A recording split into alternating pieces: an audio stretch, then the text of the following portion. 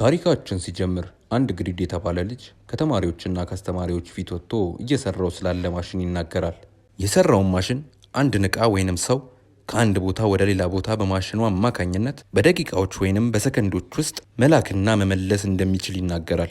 ተማሪዎቹም ሆነ አስተማሪው ይስቁበታል። እሱም ማዝኖ ገብቶ ቁጭ ይላል።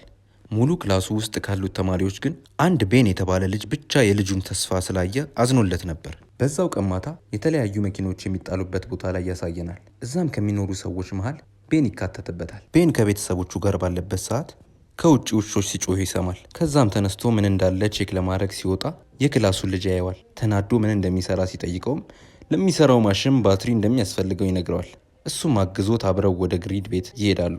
እዛም ከደረሱ በኋላ ግሪድ የሰራው ማሽን እንደሚሰራ ለቤን ያሳየዋል። ከዛ ጊዜ ጀምሮ ሁለቱም አብረው ይሄ ማሽን አሪፍ እንዲሆን በጋራ መስራታቸውን ይቀጥላሉ። ከ7 ዓመት በኋላ በአንድ የሳይንስና የፈጠራ ማሳያ ላይ ይህንን ማሽን ለማሳየት ይሄዳሉ። ገምጋሚዎቹ ግን ማታለል ወይም ጥንቆላ ስለመሰላቸው ተችተዋቸውና ተናግሯቸው ይሄዳሉ። በዛ መሃል ግን አንድ ፍራንክሊን የተባለ ሰው ከሴት ልጁ ሱዛን ጋር ሆኖ መጥቶ ያናግራቸዋል። ስራቸውም እንደሚያስደንቅና እሱም በዚህ አይነት ስራ ላይ እንደሆነ ተመሳሳይ ማሽን እንደሰራ አንድን ነገር ወደ ሌላ ቦታ መላክ እንደቻለ ነገር ግን መመለስ እንደከበደው እሱ ግን መላኩንም መመለሱንም መስራቱን እንዳስደነቀው ነግሮት የእሱን ድርጅት እንዲቀላቀል እድል ያቀርብለታል። ግሪድም ይህንን እድል ተቀብሎ እዛ ማሽን ላይ መስራት ይጀምራሉ። ከብዙ ሙከራ በኋላ በስኬት ያጠናቅቃሉ። አብረውት ከሚሰሩት ሰዎች መሃል የሰውየው ልጆች የሆኑት ጆኒና ሱዛን እንዲሁም ደግሞ ቪክተር ይገኙበታል። ማሽኑንም በጋራ ይሰሩትና ለሙከራ አንድ ጦጣን ወደ ሌላ ፕላኔት በመላክ ምንም ሳትሆን መመለስ ይችላሉ። በዚህ አማካኝነት እዛ ቦታ ላይ እንዲመለከቱ የተጠሩት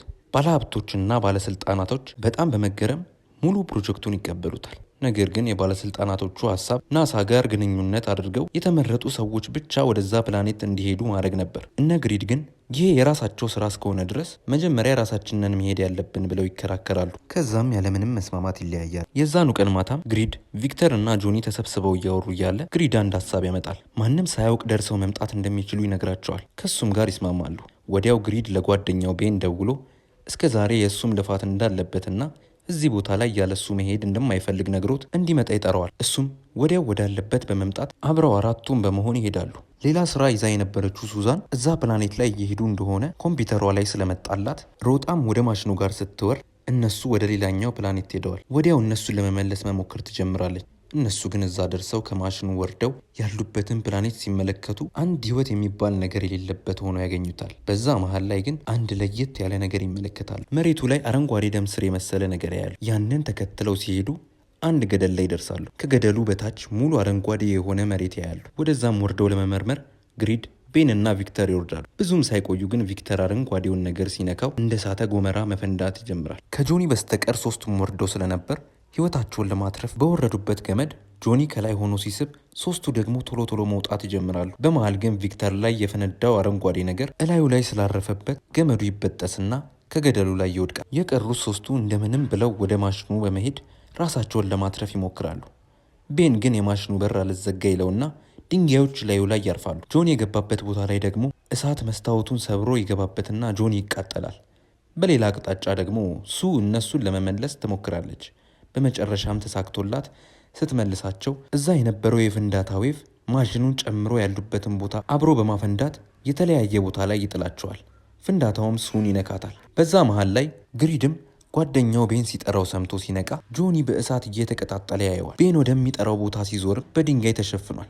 እሱን ለማዳን በደረቱ እየተጎተተ ሄዶ ቤን ጋር ደርሶ ዞሮ የራሱን እግር ሲመለከት እግሩ እንደ ፕላስቲክ ተለጥጦ ሲያይ ራሱን ስቶ ይወድቃል። ግሪድ ራሱን ከሳተበት ሲነቃ ኤሪያ 57 አንድ ክፍል ውስጥ ተቆልፎበት መታሰሩን ያያል። ሰውነቱ እንደ ፕላስቲክ ተለጥጧል። ጆኒ አካሉ ምንም ሳይሆን በእሳት ይቀጣጠላል።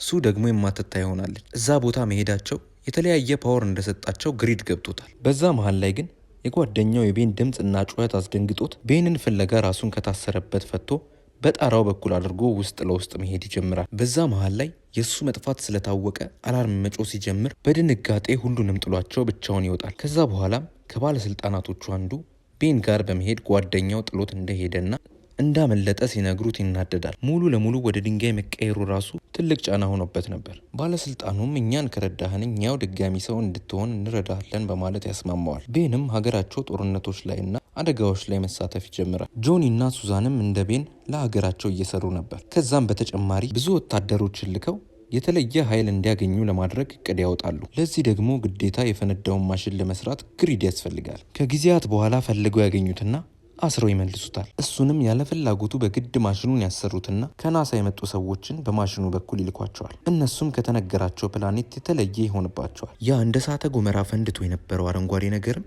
ከቦታው ጠፍቷል። በአጋጣሚ ግን ከነሱ አቅራቢያ ሰው የሚመስል ነገር ጥቁር በጥቁር ለብሶ ያያሉ። እነሱ ጋርም ደርሶ ይንበረከካል። ማን እንደሆነ ሲያረጋግጡ ግን የነግሪድ ጓደኛ ቪክተር ይሆናል። ተሸክመው ወደ ማሽኑ ይከቱትና ወደ ነበሩበት ዓለም ይመልሱታል። አንድ ክፍል ውስጥም አስረው ያስቀምጡታል። ነገር ግን በነቃበት ሰዓት ላይ በብስጭት ውስጥ ሆኖ ስለነበር ፍራንክሊንን ጨምሮ አብዛኛውን ሰው ገሎ ሙሉ ዓለምን ለማጥፋት በማሽኑ በኩል ወደ ነበረበት ዓለም ይመለሳል። እዛም እንደደረሰ ቦታው ላይ የነበረው አረንጓዴ ነገር በሙሉ እሱ ላይ ስላረፈ ትልቅ ፓወር ሰጥቶት ስለነበር እሱን ተጠቅሞ እነ ግሪድ ያሉበትን ዓለም ማጥፋት ይጀምራል። ግሪድ፣ ቤን፣ ሱዘን እና ጆኒ አብረው በመሆን ዓለማቸውን ለማዳን ቪክተር የነበረበት ዓለም ላይ በመሄድ መፋለም ይጀምራሉ። ከብዙ ፍልሚያ በኋላ እንደ ቤተሰብ በመሆን ቪክተር ዓለምን እያጠፋበት የነበረው ጨረር መሳይ ነገር ውስጥ በመክተት ማሸነፍ ይችላሉ። ፊልማችን ይሄን ይመስላል። ሰብስክራይብ ማድረጋችሁን እንዳትረሱ።